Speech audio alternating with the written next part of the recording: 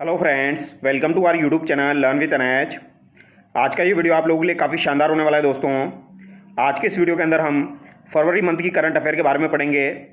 आज के वीडियो में हम राष्ट्रीय करंट अफेयर और इसके अलावा आपकी जो अंतर्राष्ट्रीय करंट अफेयर है दोनों को कवर करेंगे। नेशनल और इंटरनेशनल दोनों के बारे में आज हम पढ़ने वाले हैं। तो जो भी विद्यार्थी पटवार एग्ज़ाम, वीडियो एग्ज़ाम, ईओआरओ का एग्ज़ाम देने वाले दोस्तों, वो इस वीडियो को जरूर देखिए। यहाँ से आपको एग्जाम में सवाल जरूर देखने को मिलेगा। ठीक है, तो जो भी विद्यार्थी चैनल पर नए हैं वो चैनल से जुड़ जाइए। पहला सवाल देखिए आप। पहला पॉइंट क्या है दोस्तों? पहला पॉइंट है 19 फरवरी 2025 को देश के 26वें मुख्य चुनाव आयुक्त कौन नियुक्त हुए हैं? तो 26वें मुख्य चुनाव आयुक्त आपके कौन नियुक्त हुए हैं? तो ये आपके ज्ञानेश कुमार नियुक्त हुए हैं। ये आपको ध्यान रखना है। कौन से नंबर के हैं? ये आपके 26वें हैं, ज्ञानेश कुमार। ये आपको ध्यान रखना है। ये सवाल आपका डेफिनेटली एग्जाम में पूछा जाएगा, इंपॉर्टेंट सवाल है। तो ज्ञानेश कुमार जो है दोस्तों, ये 19 फरवरी 2025 को मुख्य चुनाव आयुक्त बने हैं, 26वें। ये आपको ध्यान रखना है। अब इनके बारे में कुछ इंपॉर्टेंट डिटेल है, वो देख लेते हैं। ज्ञानेश कुमार ने 19 फरवरी 2025 को भारत के 26वें मुख्य निर्वाचन आयुक्त के रूप में पदभार ग्रहण किया। वह 1988 बैच के केरल कैडर के आईएएस अधिकारी हैं। उनका कार्यकाल 26 जनवरी 2029 तक रहेगा। तो इनका कार्यकाल जो है ये 26 जनवरी 2029 तक रहेगा। ये बात आपको ध्यान रखनी है। कुछ संबंधित तथ्य है, इन्होंने राजीव कुमार का स्थान लिया है दोस्तों। तो अगर आपसे पूछा जाए इन्होंने किसका स्थान लिया है, तो राजीव कुमार का स्थान लिया है। पदभार ग्रहण करने से पहले वो मार्च 2024 से निर्वाचन आयुक्त के रूप में कार्यरत थे। तो ये पहले आपके निर्वाचन आयुक्त के रूप में कार्यरत थे। ये बात भी आपको ध्यान रखनी है। अब इनको मुख्य चुनाव आयुक्त बना दिया गया है और ये आपके 26वें नंबर के हो जाएंगे। तो ये 26वां भी आपको ध्यान रखना है, ये भी आपका एग्जाम में पूछा जा सकता है। ठीक है। निर्वाचन आयुक्त जो है दोस्तों, निर्वाचन आयोग एक आपकी संवैधानिक संस्थान है। निर्वाचन आयोग जो है इसका संविधान में उल्लेख मिलता है आपका, तो ये आपका संवैधानिक संस्थान हो जाएगा। इनकी नियुक्ति जो है वो राष्ट्रपति के द्वारा की जाती है दोस्तों। मुख्य कार्य क्या हो जाएंगे? स्वतंत्र और निष्पक्ष चुनाव कराना। और इनका जो गठन है दोस्तों, चुनाव आयोग का जो गठन है निर्वाचन आयुक्त का, ये आपका दोस्तों 324 में दिया गया है। ये बात आपको ध्यान रखनी है। अनुच्छेद 324 में दिया गया है। और इनका कार्यकाल जो होता है वो 665 होता है, यानी 6 वर्ष या 65 वर्ष जो भी पहले हो जाए। जबकि राज्य की बात की जाए तो राज्य में जो कार्यकाल होता है राज्य चुनाव आयुक्त का, वो आपका 565 होता है। ये बात आपको ध्यान रखनी है। ठीक है, राज्य में 565 होता है। जबकि बात की जाए अगर आपकी राष्ट्रीय की, तो ये आपका 665 होता है। ये आपको ध्यान रखना है। ठीक है। संसद द्वारा महाभियोग प्रक्रिया से इनको हटाया जा सकता है, तो ये बात भी आपको ध्यान रखनी है। तो यहाँ पर मोटा मोटा यही है। इसके अलावा यहाँ पर दिया गया है दोस्तों, डॉक्टर विवेक जोशी ने 19 फरवरी 2025 को निर्वाचन आयुक्त के रूप में कार्यभार संभाला है। तो डॉक्टर विवेक जोशी आपको ध्यान रखने हैं, इन्होंने भी दोस्तों 19 फरवरी 2025 को निर्वाचन आयुक्त यानी सदस्य के रूप में इन्होंने कार्यभार संभाला है। ये बात आपको ध्यान रखनी है। ठीक है। और ये आपके दोस्तों 1989 बैच के हरियाणा कैडर के वरिष्ठ आईएएस अधिकारी हो जाएंगे। ये आपके हरियाणा कैडर के हो जाएंगे। ठीक है। इससे पहले नवंबर 2024 में उन्होंने हरियाणा के मुख्य सचिव का पदभार ग्रहण किया था। तो ये मुख्य सचिव रहे हैं हरियाणा के आपके विवेक जोशी। तो आपको दोनों नाम ध्यान रखने हैं दोस्तों। ज्ञानेश कुमार जो है ये तो आपके मुख्य चुनाव आयुक्त बने हैं 26वें, जबकि विवेक जोशी जो है ये आपके निर्वाचन आयुक्त के रूप में इन्होंने कार्यभार संभाला है। ये आपको ध्यान रखना है। ठीक है। तो 324 हम डिस्कस कर चुके हैं। इसमें आपका निर्वाचन आयोग की स्थापना, शक्तियां और कार्यक्षेत्र दिए गए हैं। तो ये बात आपको ध्यान रखनी है। अब यहाँ पर जो इनका दोस्तों अभी सिलेक्शन हुआ है वो चयन समिति की सिफारिश पर हुआ है। जो आपका सीईसी की नियुक्ति पहली बार चयन समिति के द्वारा सुझाए गए पैनल से की गई है। ये बात आपको ध्यान रखना है। तो आपसे पूछा जाएगा इस समिति में कौन कौन थे? तो इस समिति में आपके कानून मंत्री, अध्यक्ष, लोकसभा नेता प्रतिपक्ष और एक मंत्री शामिल थे। ये आपको ध्यान रखना है। तो इसमें आपके कौन कौन हो जाएंगे दोस्तों? इस समिति में कानून मंत्री, अध्यक्ष, लोकसभा नेता प्रतिपक्ष और एक मंत्री शामिल थे। तो ये सवाल भी आपसे पूछा जा सकता है, क्योंकि पहली बार जो इनका सिलेक्शन हुआ है दोस्तों, नियुक्ति हुई है, वो आपके दोस्तों चयन समिति की सिफारिश पर हुई है। ठीक है, चयन समिति का गठन किया गया, उसके बाद इनका ज्वाइनिंग हुई है। तो ये बात आपको ध्यान रखनी है। कानून मंत्री, अध्यक्ष, लोकसभा नेता प्रतिपक्ष और एक मंत्री हो जाएगा आपका। ठीक है। अगला पॉइंट देखिए दोस्तों, किस भारतीय महिला पत्रकार को time woman person of the year 2025 चुना गया? तो time woman person of the year 2025 किसे चुना गया है? ये पूर्णिमा देवी बर्मन को चुना गया है। ये बात आपको ध्यान रखनी है। भारतीय जीव विज्ञानी और वन्य जीव संरक्षणवादी पूर्णिमा देवी बर्मन, असम को टाइम पत्रिका द्वारा वुमन ऑफ द ईयर पुरस्कार से नामित किया गया है। 45 वर्षीय पूर्णिमा देवी इस सूची में एकमात्र भारतीय महिला है। तो पूर्णिमा देवी बर्मन आपको ध्यान रखना है दोस्तों। यह पुरस्कार विभिन्न क्षेत्रों में असाधारण कार्यों के लिए प्रदान किया गया है। तो विभिन्न क्षेत्रों में इन्होंने असाधारण कार्य किए हैं, उसके लिए इनको प्रदान किया गया है। असम की है ये आपकी पूर्णिमा देवी वर्मन कहाँ की हो जाएगी दोस्तों? असम की हो जाएगी। तो असम की पूर्णिमा देवी लुप्त प्राय स्थानीय हरगिला पक्षी की रक्षा में अपने असाधारण प्रयासों के लिए जानी जाती है। तो ये बात आपको ध्यान रखना है। 13 महिलाओं की सूची में फ्रांस की अभिनेता निकोल किडमैन और गिसेल पेटिकोट भी शामिल है। तो यहाँ पर आपको इतना ही ध्यान रखना है, पूर्णिमा देवी बर्मन जो है इनका संबंध असम से है दोस्तों, और हरगिला पक्षी की रक्षा के लिए इन्होंने असाधारण प्रयास किए हैं। ये आपको ध्यान रखना है। कौन सा पक्षी हो जाएगा दोस्तों? हरगिला पक्षी। क्या पता अगर डीप में चला जाए तो ये ऐसा सवाल भी आपको देखने को मिल सकता है। तो ये आपको ध्यान रखना है। Time woman person of the year award किसे दिया गया? पूर्णिमा देवी बर्मन को दिया गया। अब अगला पॉइंट देखिए दोस्तों, 20 फरवरी 2025 को दिल्ली की नई मुख्यमंत्री कौन बनी है? तो दिल्ली की नई मुख्यमंत्री आपको पता है रेखा गुप्ता बनी है। इनके बारे में ज़्यादा बताने की जरूरत नहीं है, रेखा गुप्ता आपकी बनी है। और अगर आपसे पूछा जाए दिल्ली के उप मुख्यमंत्री कौन बने हैं, तो ये आपके प्रवेश वर्मा बने हैं। प्रवेश वर्मा जो है ये दिल्ली के उप मुख्यमंत्री बने हैं। दिल्ली के उपराज्यपाल आपके विनय कुमार सक्सेना बने हैं। तो प्रवेश वर्मा और विनय कुमार सक्सेना दोनों आपको ध्यान रखने हैं। ये आपके उप मुख्यमंत्री बने हैं और विनय कुमार सक्सेना उपराज्यपाल बने हैं। दिल्ली विधानसभा चुनाव जो हुआ है दोस्तों, इसमें कुल 70 सीटें थी, जिसमें से आपकी 48 सीटें तो भाजपा को मिली है और आपको दोस्तों 22 सीटें मिली है। ठीक है, 48 सीटें बीजेपी को और आपको 22 सीटें मिली है। ये आपको ध्यान रखना है। अगला पॉइंट देखिए दोस्तों, 27 फरवरी 2025 को भारतीय प्रतिभूति विनिमय बोर्ड सेबी का नया अध्यक्ष किसे नियुक्त किया गया? तो दोस्तों भारतीय प्रतिभूति और विनिमय बोर्ड का नया अध्यक्ष किसे बनाया गया? यानी जो आपका सेबी है दोस्तों, इसका नया अध्यक्ष किसे बनाया गया है? तो ये आपके तुहिन कांत पांडे को बनाया गया है। किसको बनाया गया है दोस्तों? तुहिन कांत पांडे को बनाया गया है। ये बात आपको ध्यान रखनी है, इंपॉर्टेंट है दोस्तों। ये सवाल आपका एग्जाम में पूछा जा सकता है। तो सेबी के नए अध्यक्ष आपके तुहिन कांत पांडे का कार्यकाल अगले 3 वर्ष का होगा और इनका कार्यकाल अगले 3 वर्ष का होगा। इनकी नियुक्ति माधवीपुरी बुच के स्थान पर हुई है। तो माधवीपुरी बुच के स्थान पर इनकी नियुक्ति हुई है। अब अगला पॉइंट देखिए दोस्तों, चर्चित स्थान के बारे में देख लेते हैं। विश्व आर्द्रभूमि दिवस 2 फरवरी को देश के कितने नए स्थलों को रामसर स्थलों की सूची में शामिल किया गया? तो रामसर स्थल बने हैं आपके दोस्तों 4 नए। तो ये 4 नए रामसर स्थल आपको ध्यान रखने हैं। और टोटल संख्या कितनी हो चुकी है? 89 हो चुकी है।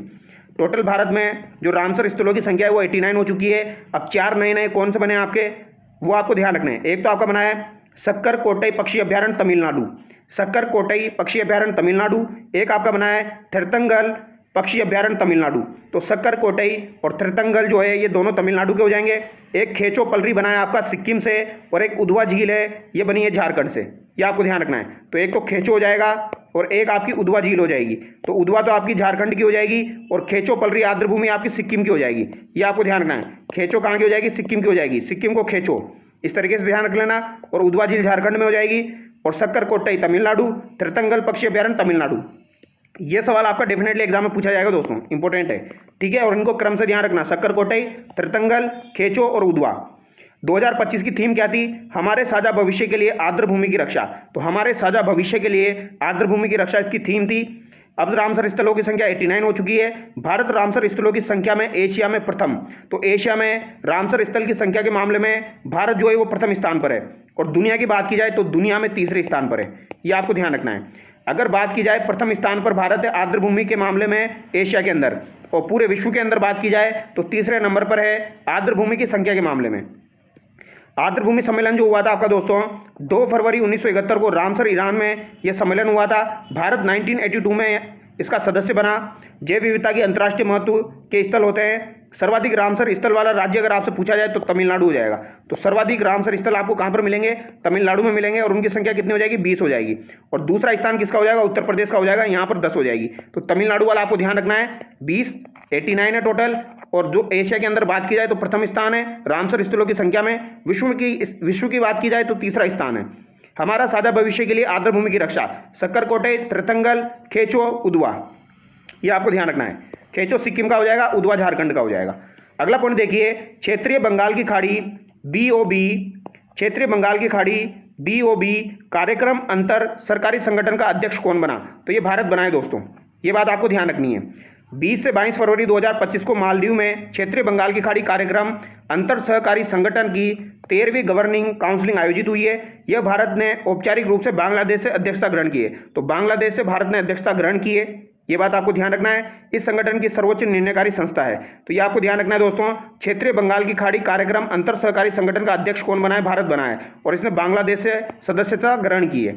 ये बात आपको ध्यान रखनी है। अगला पॉइंट देखिए, पश्चिमी क्षेत्रीय परिषद की 27वीं बैठक 22 फरवरी 2025 को कहाँ आयोजित हुई? तो पश्चिम क्षेत्रीय परिषद की 27वीं बैठक जो हुई है दोस्तों, ये 22 फरवरी 2025 को कहाँ पर आयोजित हुई है? तो ये इंपॉर्टेंट है, ये पुणे महाराष्ट्र में हुई है। ये आपको ध्यान रखना पड़ेगा दोस्तों, ये सवाल आपका एग्जाम में पूछा जाएगा। ध्यान रखना है, पश्चिमी क्षेत्रीय परिषद की 27वीं बैठक कहाँ पर हुई है? पुणे महाराष्ट्र में हुई है। पश्चिमी क्षेत्रीय परिषद के अध्यक्ष आपके अमित शाह हो जाएंगे, गृह मंत्री। पश्चिमी क्षेत्रीय परिषद में देश के पश्चिमी भौगोलिक क्षेत्र जैसे कि गोवा, महाराष्ट्र, गुजरात, दमन दीव, दादर नगर हवेली शामिल है। यानी कि पश्चिम के आ जाएंगे दोस्तों आपके भारत के जो इधर के साइड के हैं, जैसे कि गोवा है, महाराष्ट्र है, गुजरात है आपका, दमन दीव है, दादरा नगर हवेली है, तो इधर की साइड के जो है वो आपके यहाँ पर आ जाएंगे। तो पश्चिमी क्षेत्रीय परिषद जो है इसका आयोजन कहाँ पर हुआ? पुणे महाराष्ट्र में हुआ है। ये बात आपको ध्यान रखनी है। अब आगे देखिए, 28वीं वार्षिक great bird yard bird count GBBC 2025। तो जीबीबीसी जो है 2025, इसके बारे में देखिए, 14 से 17 फरवरी को दुनिया की सबसे बड़ी पक्षी दर्शन कार्यक्रम में देश के सभी राज्यों और केंद्र शासित प्रदेशों में जीबीबीसी आयोजित हुई। भारत में सर्वाधिक पक्षी प्रजातियों वाला राज्य जो है वो पश्चिम बंगाल है। तो ये सवाल आपसे पूछा जा सकता है, भारत में सर्वाधिक पक्षी प्रजातियों वाला राज्य कौन सा है? तो ये पश्चिम बंगाल है। दूसरा उत्तराखंड है, तीसरा असम है। पहला आपसे पूछा जाएगा तो पश्चिम बंगाल आपको ध्यान रखना है, ठीक है। दूसरा उत्तराखंड हो जाएगा। ये आपके सर्वाधिक पक्षी की प्रजातियों के मामले की बात की जा रही है, ठीक है। अब अगला पॉइंट देखिए, 13 फरवरी 2025 को पूर्वोत्तर भारत के किस राज्य में राष्ट्रपति शासन लागू हुआ? तो आप सब लोगों को पता है राष्ट्रपति शासन मणिपुर में लगा था दोस्तों, ठीक है। यहाँ के मुख्यमंत्री थे आपके एन बीरेन सिंह। एन बीरेन सिंह ने 9 फरवरी 2025 को अपने पद से इस्तीफा दे दिया। तो किन्होंने दिया, ये नाम ध्यान रख लेना, एन बीरेन सिंह। एन बीरेन सिंह ने अपने पद से इस्तीफा दे दिया दोस्तों। और आपको पता है राष्ट्रपति शासन जो है अनुच्छेद 356 के तहत लगता है, तो ये भी आपको ध्यान रखना है। जबकि 352 के तहत आपका राष्ट्रीय आपातकाल लगता है दोस्तों, और 360 में आपका वित्तीय आपातकाल लगता है। और जो 355 है, अनुच्छेद 355 जो है दोस्तों, इसमें आंतरिक अशांति का उल्लेख दिया गया है। तो इसके आधार पर अगर आपका राष्ट्रीय आपातकाल लगता है, राष्ट्रपति शासन लगता है, तो 355 के आधार पर लगता है, ये आपको ध्यान रखना है। और एक अनुच्छेद है आपका 358 और एक अनुच्छेद है 359। 358 में तो दोस्तों जब आपका राष्ट्रीय आपातकाल लगता है सशस्त्र विद्रोह के अलावा, तो आपके अनुच्छेद 19 में जो स्वतंत्रताएं दी गई है वो स्वतः ही समाप्त हो जाती है दोस्तों। अनुच्छेद 19 जो है उसमें जो स्वतंत्रताएं दी गई है वो 358 के तहत अपने आप समाप्त हो जाती है। जबकि 359 जो है इसके तहत अगर दूसरी स्वतंत्रताएं समाप्त करनी हो तो वो आपकी 359 के तहत होती है। तो ये सभी डिटेल मैंने आपको टेलीग्राम पे अपलोड की हुई है, आप देख सकते हैं जाके, ठीक है। तो यहाँ पर आप इतना ही ध्यान रखिए दोस्तों, एन बीरेन सिंह जो है इन्होंने अपने पद से इस्तीफा दे दिया। और मणिपुर के राज्यपाल कौन है? तो अजय कुमार भल्ला है। तो ये आपसे पूछा जा सकता है, मणिपुर के राज्यपाल कौन हो जाएंगे? आपके अजय कुमार भल्ला हो जाएंगे दोस्तों। AK भल्ला से याद कर लीजिए आप, अजय कुमार भल्ला हो जाएंगे। मणिपुर में जारी जातीय हिंसा मई 2023 से शुरू। मैतेई और कुकी जो संघर्ष हुआ था दोस्तों, दो जातियों के बीच में, मैतेई और कुकी के बीच मणिपुर में मुख्यमंत्री के इस्तीफे के बाद राष्ट्रपति शासन लागू कर दिया गया है, ये आपको ध्यान रखना है, ठीक है।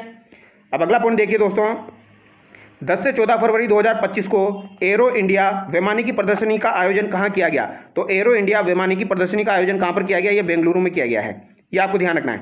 एरो इंडिया वैमानिकी प्रदर्शनी का आयोजन आपका बेंगलुरु में हुआ है। बेंगलुरु के यलहंका वायुसैनिक अड्डे, तो यलहंका वायुसैनिक अड्डा जो है आपका बेंगलोर का, एरो इंडिया शो 2025 का 15वां संस्करण आयोजित हुआ, जिसका उद्घाटन रक्षा मंत्री राजनाथ सिंह के द्वारा किया गया है।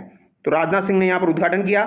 सुकोई 57 जो है एरो इंडिया में रूसी युद्धक विमान सुकोई 57 विशेष आकर्षण रहा। यह 5वीं पीढ़ी का युद्धक विमान है जो स्टील्थ फीचर से लेस है, यह आपको ध्यान रखना है। इसकी गति 1350 किलोमीटर पर घंटा है। अभी तक 3 देश अमेरिका, रूस और चीन ही 5वीं पीढ़ी के युद्धक विमान बना पाए हैं। तो 5वीं पीढ़ी के युद्धक विमान अमेरिका, रूस और चीन के द्वारा ही बनाए गए हैं, ये आपको ध्यान रखना है। भारत ने अपने स्वयं के स्तर पर 5वीं पीढ़ी के युद्धक विमान निर्माण की परियोजना शुरू की है। तो अभी भारत ने शुरू की है 5वीं पीढ़ी के जो युद्धक विमान है उनके निर्माण की परियोजना। तो सुकोई 57 भी आपको ध्यान रखना है, क्योंकि यह मुख्य आकर्षण केंद्र रहा है, ये आपको ध्यान रखना है, ठीक है। तो ये पूछा जा सकता है आपसे। तो एरो इंडिया में रूसी युद्धक है, ये आपका रूसी का हो जाएगा आपका सुकोई 57, ठीक है। तो एरो इंडिया वैमानिकी प्रदर्शनी आपकी बेंगलुरु में आयोजित हुई है, इतना आपको ध्यान रखना है। और सुकोई 57 भी आप ध्यान कर लेना इसके साथ। अब अगला पॉइंट देखिए, ट्रांसपेरेंसी इंटरनेशनल की फरवरी 2025 में जारी की गई भ्रष्टाचार सूचकांक 2024 के अनुसार भारत की रैंकिंग रही है। तो दोस्तों भ्रष्टाचार सूचकांक 2024 में पहले भारत की रैंकिंग क्या थी? 93 थी। अब 93 से बढ़कर कितनी हो चुकी है? अब 96 हो चुकी है दोस्तों, यानी कि 3 अंकों की वृद्धि हुई है, ये आपको ध्यान रखना है। तो कुल 180 देशों में भारत का स्थान 96वां स्थान है, और वर्ष 2023 में ये 93 था, ये बात आपको ध्यान रखनी है। भारत का कुल स्कोर जो है इसमें 38 है, यानी कि अभी वर्तमान स्थान 96 है, जो कि आपको ध्यान रखना है, ठीक है। अब आपसे वर्दी भी पूछी जा सकती है, कितने अंकों की, मतलब कितने आपके स्थान की वृद्धि हुई है, तो 3 स्थान की वृद्धि हुई है। और कुल स्कोर कितना रहा है, 38 स्कोर रहा है। और सर्वाधिक शीर्ष स्थान पर कौन है दोस्तों, तो शीर्ष स्थान पर आपका डेनमार्क है। ये बात आपको ध्यान रखनी है, जिसका स्कोर कितना रहा है, 90 रहा है। ठीक है, तो शीर्ष स्थान पूछा जा सकता है। भ्रष्टाचार सूचकांक 2024 में पहला स्थान आपका किसका हो जाएगा, डेनमार्क का हो जाएगा। और आपका जो है 96वां स्थान भारत का हो जाएगा। पड़ोसी देशों की बात की जाए तो चीन का 76 है, श्रीलंका का 121 है, पाकिस्तान का 135 है, बांग्लादेश का 149 है। 100 के स्कोर का अर्थ शून्य भ्रष्टता का सूचक होता है। ठीक है, यानी कि यहाँ पर जितना ज़्यादा स्कोर रहेगा उतना ज़्यादा ही वो शून्य भ्रष्टता का सूचक रहेगा। ठीक है, अब अगला पॉइंट देखिए, 7 से 11 फरवरी 2025 को बिम्स्टेक युवा शिखर सम्मेलन का आयोजन कहाँ किया गया। तो दोस्तों आपका बिम्स्टेक युवा शिखर सम्मेलन जो है इसका आयोजन कहाँ पर हुआ है, ये आपसे पूछा गया है। तो ये आपका गांधीनगर गुजरात में हुआ है। कहाँ पर हुआ है दोस्तों, ये आपका गांधीनगर गुजरात में हुआ है। इंपॉर्टेंट है, बिम्स्टेक युवा शिखर सम्मेलन का आयोजन कहाँ पर किया गया, तो ये आपका गांधीनगर गुजरात में किया गया है। ये आपको ध्यान रखना है।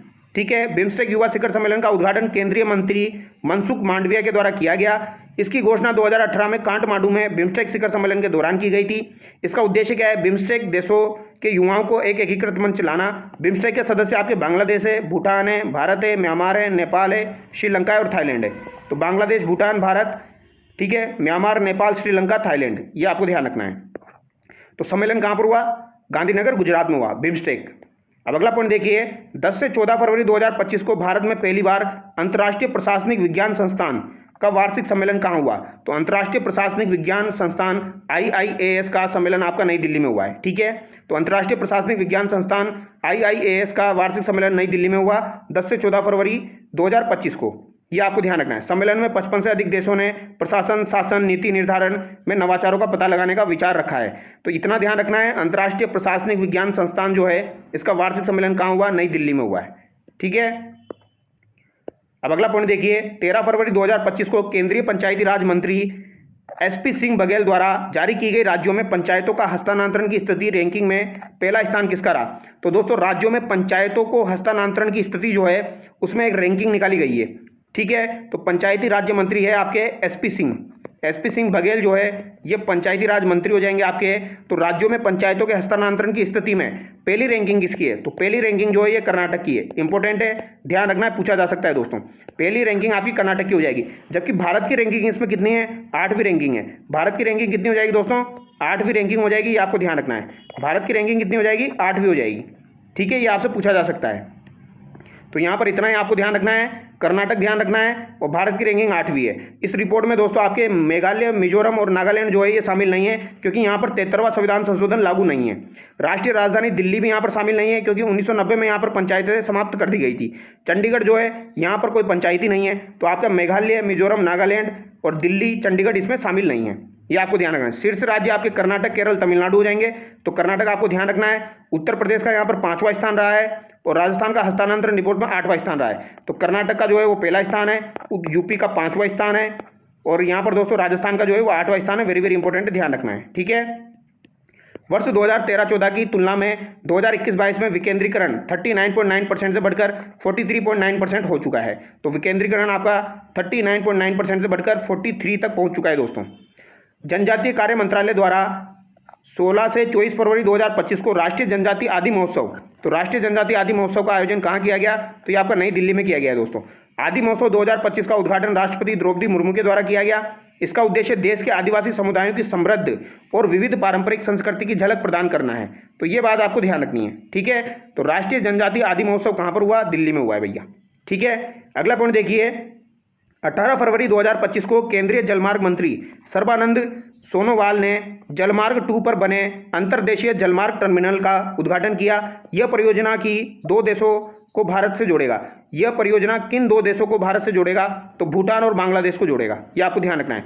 जोगीघोपा असम जो है दोस्तों, जोगीघोपा आपको ध्यान रखना है। जोगीघोपा जो है, जोगीघोपा आपका कहाँ पर हो जाएगा, असम में हो जाएगा दोस्तों। असम में ब्रह्मपुत्र नदी में राष्ट्रीय राजमार्ग 2 पर बने अंतर्देशीय जलमार्ग टर्मिनल का उद्घाटन किया गया। तो जोगीघोपा असम में दोस्तों राष्ट्रीय राजमार्ग 2 ब्रह्मपुत्र नदी में बना हुआ है ये आपका। तो राष्ट्रीय राजमार्ग 2 पर बने अंतर्देशीय जलमार्ग टर्मिनल का उद्घाटन किया गया है और यहाँ पर 2 देश भूटान और बांग्लादेश जुड़ेंगे। ये आपको ध्यान रखना है, भूटान और बांग्लादेश। ठीक है, अब अगला पॉइंट देखिए दोस्तों, 21 से 22 फरवरी 2025 को सोल लीडरशिप कॉन्क्लेव 2025 संस्करण का आयोजन कहाँ किया गया? तो ये आपकी दोस्तों नेशनल वाली खत्म होने वाली है, बस यहाँ पर दिया गया है सोल लीडरशिप कॉन्क्लेव 2025 का संस्करण कहाँ आयोजित किया गया? तो ये आपका भारत मंडपम दिल्ली में आयोजित हुआ है। सोल लीडरशिप कॉन्क्लेव 2025 जो है ये आपका कहाँ पर आयोजित हुआ दोस्तों? ये आपका भारत मंडपम नई दिल्ली में आयोजित हुआ है। 21 फरवरी 2025 को प्रधानमंत्री नरेंद्र मोदी ने भारत मंडपम नई दिल्ली में soul school of ultimate leadership conclave 2025 का उद्घाटन किया। किन्होंने किया? नरेंद्र मोदी ने किया। सोल का मतलब क्या हो जाएगा? SOUL, इसका मतलब हो जाएगा स्कूल ऑफ अल्टीमेट लीडरशिप। ये आपको ध्यान रखना है।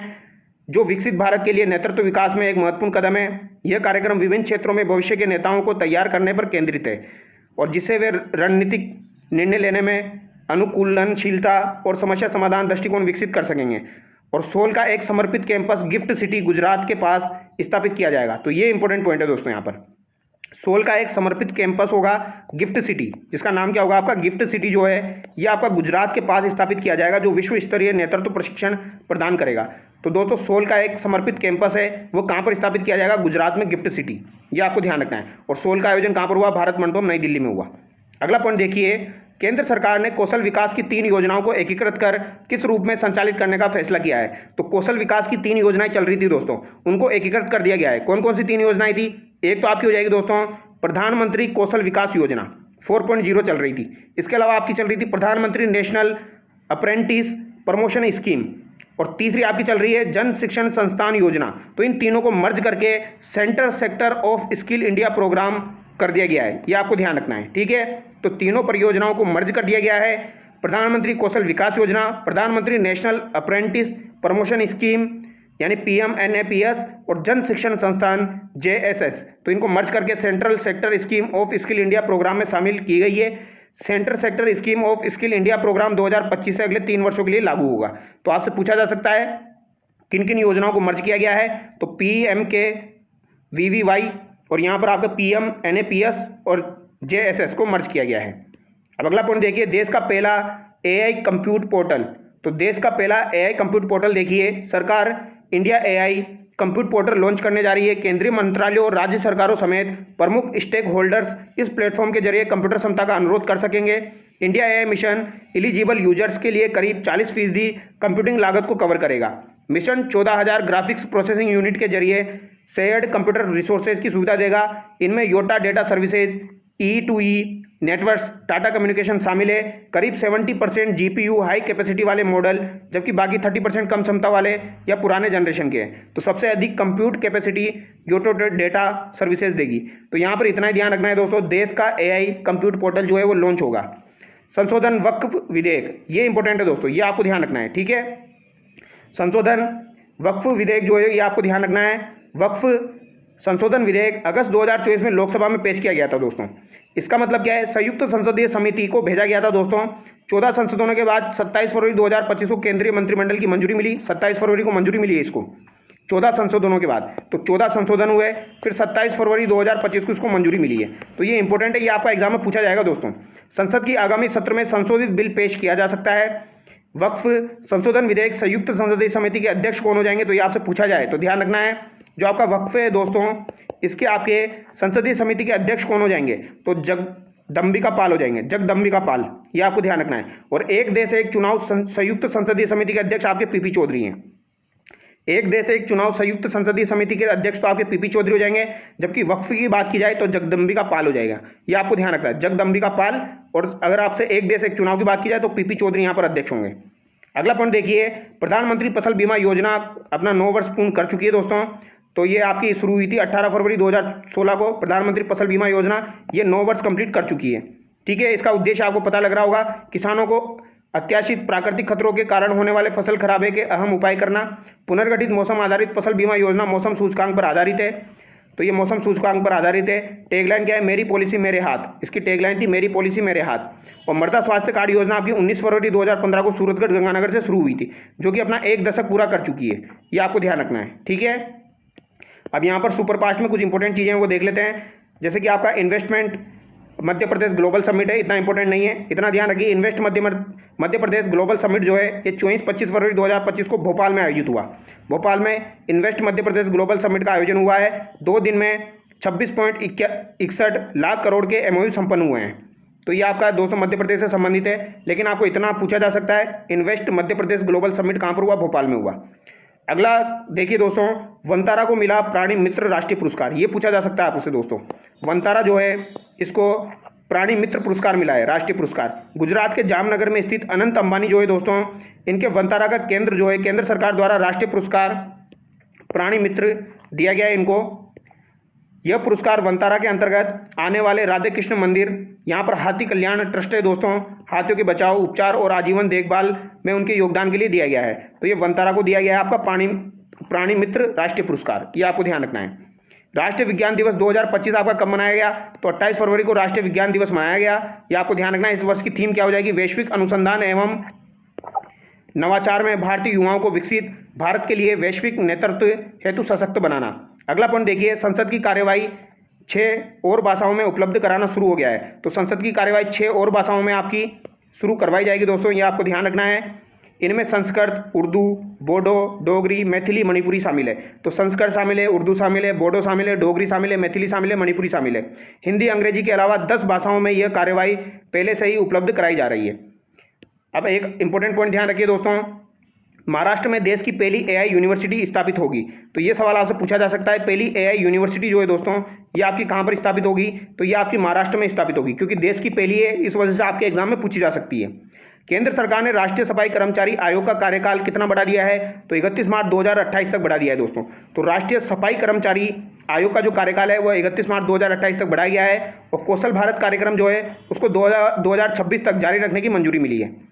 अब अगला इंपॉर्टेंट पॉइंट देखिए दोस्तों, पॉइंट नीमो। ये आपका इंपॉर्टेंट है, पॉइंट नीमो। ठीक है, पॉइंट नीमो क्या है दोस्तों?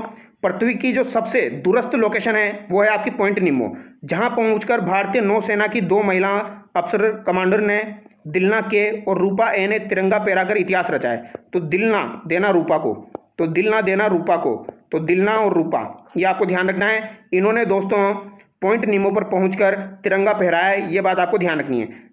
ध्यातव्य है कि दोनों नौसैन्य अफसर नाविक सागर परिक्रमा 2 के मिशन पर है। तो ये नाविक सागर परिक्रमा 2 के मिशन पर है। तो दिलना देना रूपा को इस तरीके से ध्यान रख सकते हो। दिलना और रूपा जो है, इन्होंने दोस्तों पॉइंट नीमो, जो पृथ्वी का सबसे दूरस्थम लोकेशन है, वहां पर पहुंचकर तिरंगा फहराया है। ये आपको ध्यान रखना है।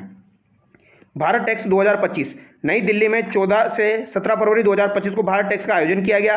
यह एक विशाल वैश्विक कार्यक्रम है जिसमें कच्चा माल, तैयार उत्पाद, सहायक उपकरण की पूरी टेक्सटाइल मूल्य श्रृंखला एक ही स्थान पर उपलब्ध है। यह कपड़ा उद्योग का सबसे व्यापक आयोजन है। तो इसका आयोजन भारत टेक्स 2025 का आयोजन कहाँ पर हुआ है? नई दिल्ली में हुआ है। 14 से 17 फरवरी 2025 को हुआ है। ये आपको ध्यान रखना है। ये पूछा जा सकता है आपसे, भारत टेक्स 2025 का आयोजन नई दिल्ली में 14 से 17 फरवरी 2025 को हुआ है। मध्य प्रदेश भारत का पहला राज्य है जिसने समर्पित वैश्विक क्षमता केंद्र GCC यानी समर्पित वैश्विक क्षमता केंद्र नीति 2025 तैयार की है। तो GCC नीति सबसे पहले किसने तैयार की? MP ने तैयार की है। तो मध्य प्रदेश भारत का ऐसा पहला राज्य है जिसने समर्पित वैश्विक क्षमता केंद्र GCC नीति 2025 तैयार की है। इसके द्वारा राज्य खुद को वैश्विक नवाचार, प्रौद्योगिकी, व्यापार सहयोग के लिए अग्रणी केंद्र के रूप में स्थापित कर सकेगा। तो ये पॉइंट आपको ध्यान रखना है। अगला पॉइंट देखिए दोस्तों, पूर्व RBI गवर्नर जो है आपके शक्तिकांत दास को प्रधान सचिव नियुक्त किया गया है। तो प्रधानमंत्री का प्रधान सचिव नियुक्त किया गया है आपके शक्तिकांत दास को, जो कि RBI के पूर्व गवर्नर रहे हैं। तो प्रधानमंत्री का प्रधान सचिव किसे नियुक्त किया गया? पूछा जा सकता है, शक्तिकांत दास को नियुक्त किया गया है।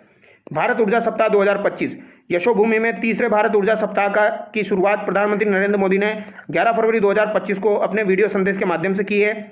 यह 11 से 14 फरवरी को मनाया गया। यह दुनिया का दूसरा सबसे बड़ा ऊर्जा कार्यक्रम बना है। तो दुनिया का दूसरा सबसे बड़ा ऊर्जा कार्यक्रम बना है आपका भारत ऊर्जा सप्ताह 2025। यह आपका 11 से 14 फरवरी को मनाया गया। यह आपको ध्यान रखना है। अगला पॉइंट देखिए, कैप्टन इशिता को मिला देश का पहला EPL। तो देश का पहला EPL जो मिला है वो किसको मिला है? कैप्टन इशिता को मिला है। कैप्टन इशिता भार्गव जो है दोस्तों, इनको देश का पहला इलेक्ट्रॉनिक पर्सनल लाइसेंस मिला है फॉर पायलट्स। तो पहला electronic personal license for pilot ये किसको मिला है? तो ये आपकी इशिता भार्गव को मिला है। पूछा जा सकता है क्योंकि पहला है दोस्तों, electronic personal license for pilot किसको मिला है? इशिता भार्गव को मिला है। भारत चीन के बाद ये लाइसेंस जारी करने वाला दुनिया का दूसरा देश बना है। तो चीन के बाद भारत ऐसा लाइसेंस जारी करने वाला दूसरा देश बना है। इससे कमर्शियल पायलट्स अब मोबाइल पर भी लाइसेंस रख सकेंगे। अगला पॉइंट देखिए, 12 मार्च 2025 को मॉरिशस का राष्ट्रीय दिवस मनाया जाता है। तो 12 मार्च 2025 को मॉरिशस का राष्ट्रीय दिवस मनाया जाता है। 12 मार्च जो ये अभी आपकी आने वाली है, तो मॉरिशस का राष्ट्रीय दिवस होता है। तो यहाँ पर नरेंद्र मोदी इस समारोह में मुख्य अतिथि रहेंगे, ये बात आपको ध्यान रखनी है।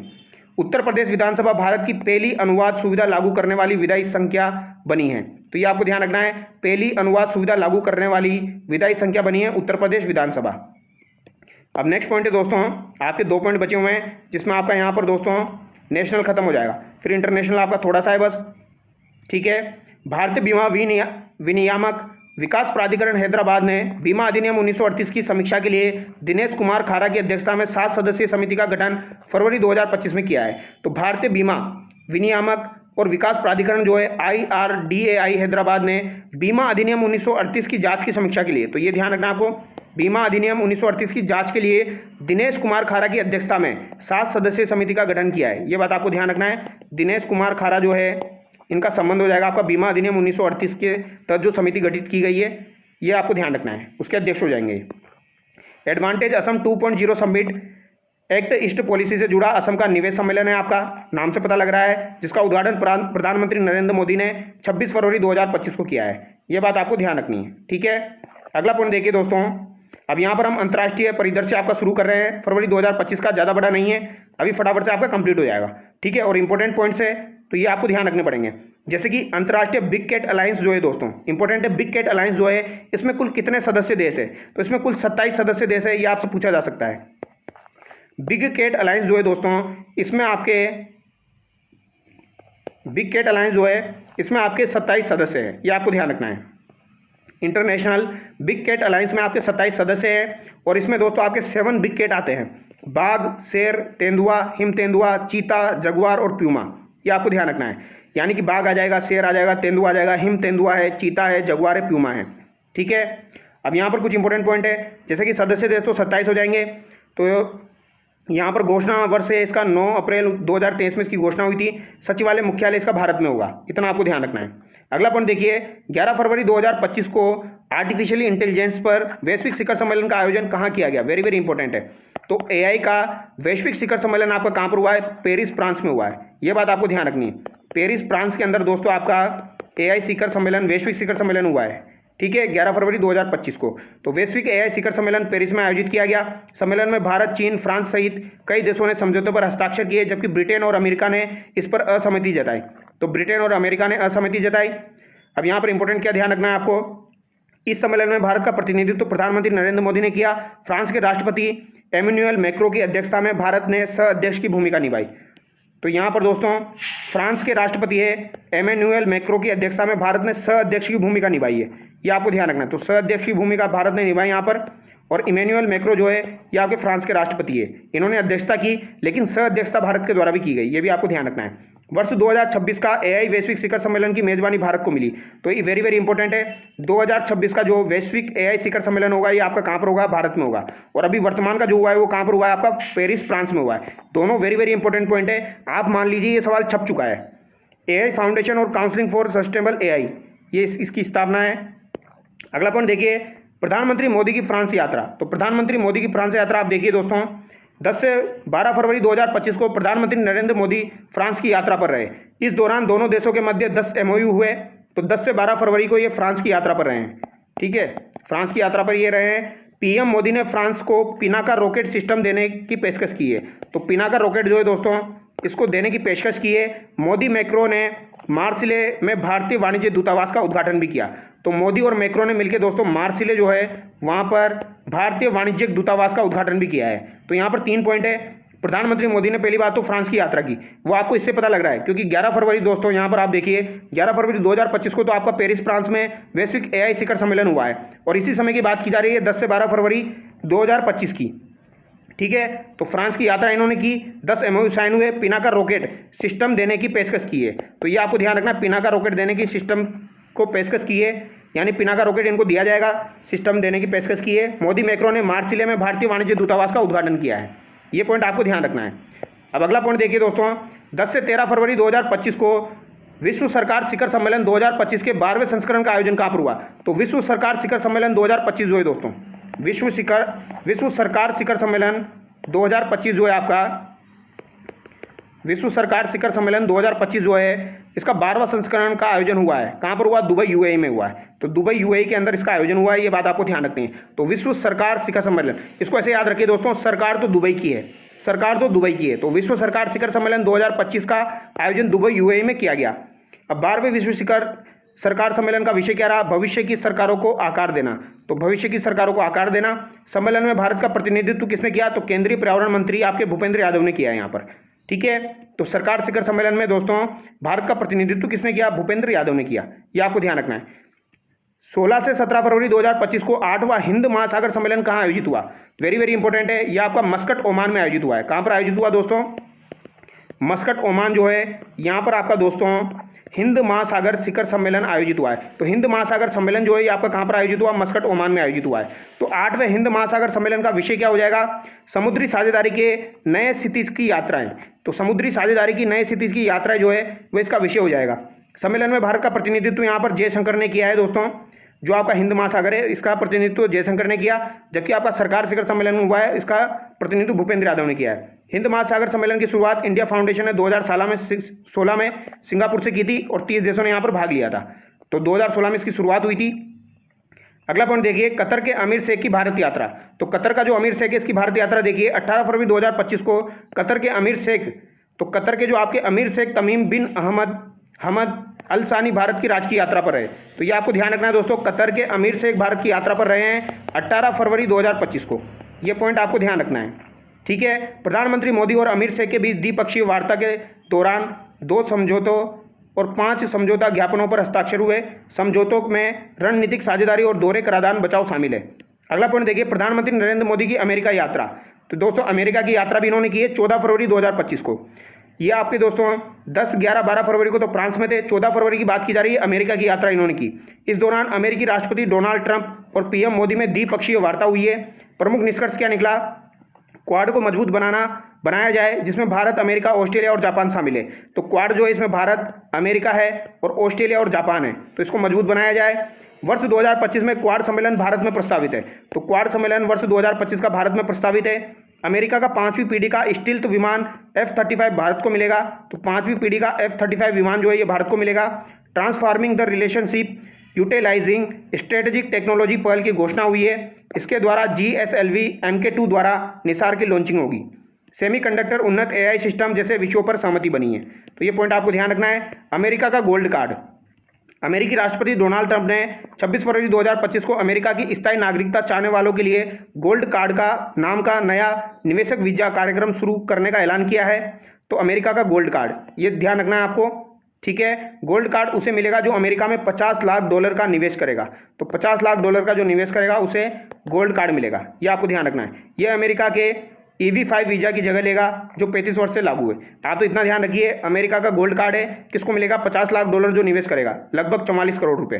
तो ये आपको ध्यान रखना है। यहाँ पर आपका दोस्तों नेशनल और इंटरनेशनल पूरी तरीके से मैंने एक एक लाइन आपको कंप्लीट करवाई दोस्तों, इतना अच्छे तरीके से मैंने आपको कंप्लीट करवाया, याद करवाने की कोशिश भी की है। अगर आपको वीडियो अच्छा लगा है दोस्तों वाकई में, तो दोस्तों आप इसको शेयर भी करना और वीडियो को लाइक भी करना। Thank you so much.